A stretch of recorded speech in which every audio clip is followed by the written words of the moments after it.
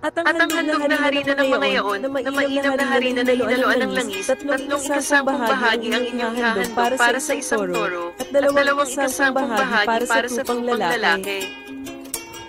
At 1/4 bahagi ang iyong ihahandog para sa bawat kordero sa 7 kordero. At isang kambing na lalaki na pinakahandog dahil sa kasalanan upang itubos sa inyo.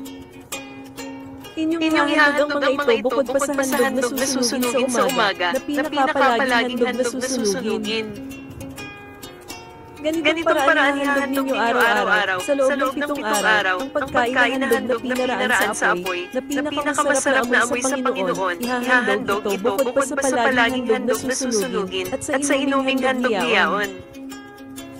At sa ikapitong araw ay magkakaroon kayo ng isang banal na pagtipisan. Huwag kayong gagawa ng anumang gawang paglilingkod.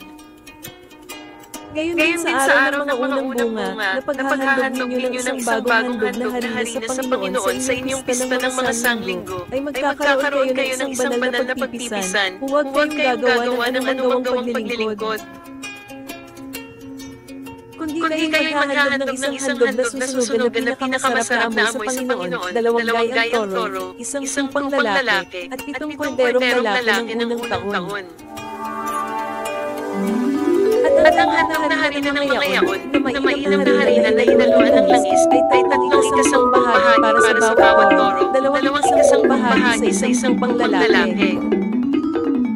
1/4 bahagi sa bawat kordero sa 7 kordero. Isang kambing na lalaki ang itubos sa inyo. Bukod pa sa palaging handog na susunugin, at sa handog na harina niyaon, ay inyong ihahandog ang mga yaon, yaong mga walang kapintasan sa inyo, at ang mga inuming handog ng mga yaon.